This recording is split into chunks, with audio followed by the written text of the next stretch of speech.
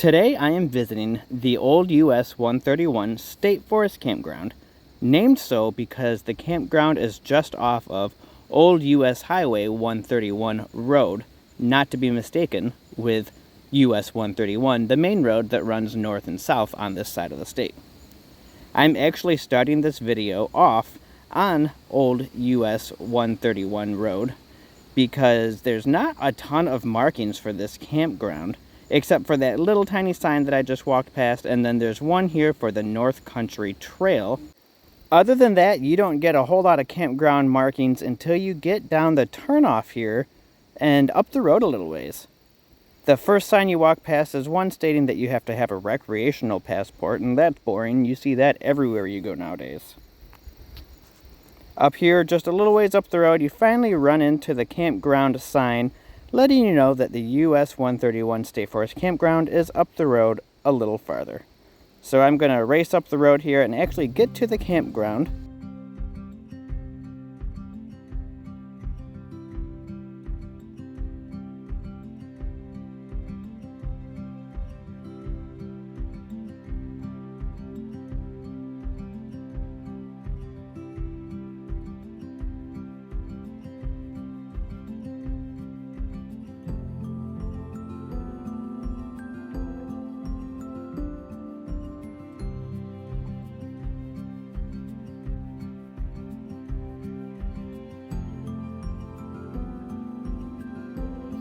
As you can see, the road coming in is actually a little bit lengthy. It's a little drive to get back in here, but once you do, the campground is actually pretty nice. The campsites here are well maintained and they are dirt pads, not paved or asphalt pads, which I personally prefer the dirt. And you get a fire ring and a picnic table with each one of the campsites.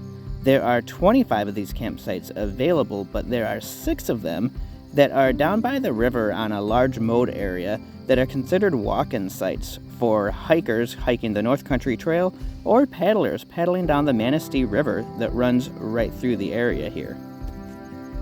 If you are floating the Manistee River hoping to do some fishing, you can expect to catch some brown trout, some rainbow trout. There are walleye, bass, and in the right season you can catch some suckers running the river to spawn.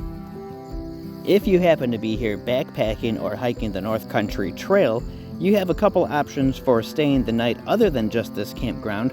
If you are heading west, you have Baxter Bridge State Forest Campground, which is a good hike to get there.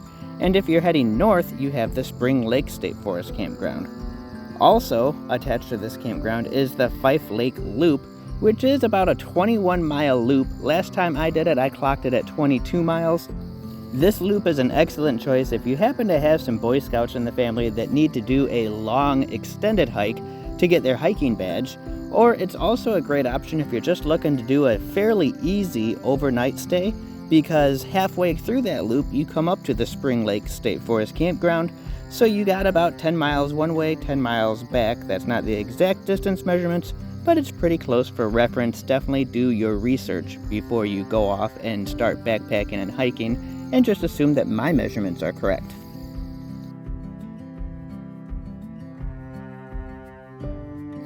The campground does have a few different outhouses scattered throughout it. They're a little bit older outhouses, but they're definitely well maintained on the inside, and they weren't gross to walk by. So many of the State Forest campgrounds that I go to are pretty gross just walking by them. This campground, I believe, is one of the more popular campgrounds in the area, just because it's got such easy access off the main road, and nearby there's several options for ORV trail riding. You can see as I walk through this campground there's only a few people staying here. I'm up here towards the end of August, and the weather's actually really nice out, but we did get some pretty good rain just a couple days ago that may have scared some people away. It is also a Thursday when most people are going to be at home getting ready to travel up north on Friday. Now I will say, having stayed here a couple times in the past, that some of these campsites around here get a little damp and wet if there is a lot of rain, or if you're coming up in early spring or in the fall, and I've had issues here before with biting flies and mosquitoes. The time that I'm here right now, there are absolutely no bugs bothering me at all, but it is very dry up here even with the recent rain. Another thing that you're going to want to be alert and aware of when you're staying at this campground is a couple years ago when I was here, I showed up the day after a bear had walked through the campground and worked some of the campers up pretty good. There are black bears up here in this area, and they're pretty common to see up in the area. So make sure you're taking care of your food and your coolers. Keep everything you can in your car. As I'm hiking around the loop of the campground here, you can notice that almost every one of these sites are completely shaded. There are a lot of shade trees here right now. When the maples and the aspens are completely leaved out, you get plenty of shade and cover. It causes for a little bit more of a damp morning until your stuff dries off, but during the heat of the summer, it definitely helps create some nice shade to keep your tent way cooler. If you happen to be coming up here with a boat, or you're thinking about bringing a boat with you, there is a boat launch that is just down the road a little ways, actually heading south on US 131. It's on the opposite side of the road. It's on the east side of the road, and there is a boat launch access site. So that's something that is super handy to have nearby this campground. You can put more than just your canoes and kayaks in here and enjoy the weather and enjoy fishing out here on the Manistee River.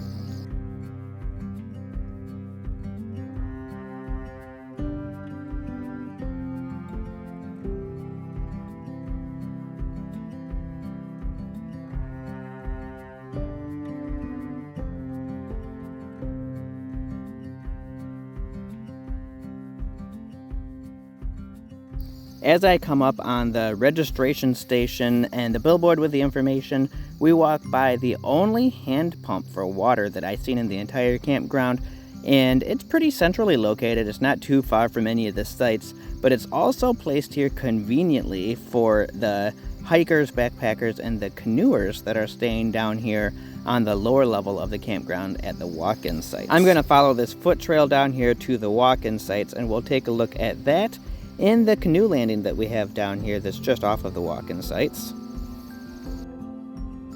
You will notice right away that these walk-in sites have way less shade than the regular campground campsites. Canoers, kayakers, hikers are welcome to stay in the sites that are located in the regular main State Forest Campground. These ones are just placed out here to keep you feeling a little more secluded. The cost for these sites is the same as the cost as the sites in the main State Forest Campground, and it's $20 a night. There's a nice little stairway that leads you down here to the water, and we will have a quick look at the Manistee River here.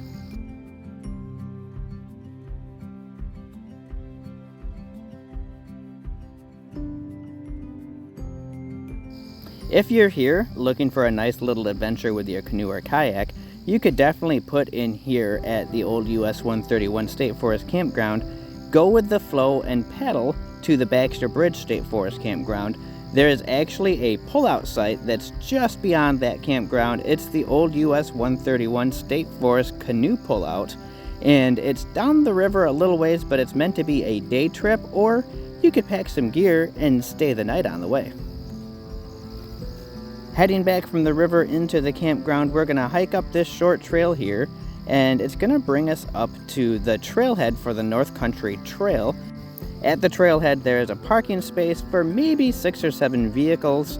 While I was here looking at the trailhead, somebody actually pulled into the campground, and they used this parking space to park to stay the night at one of the walk-in sites.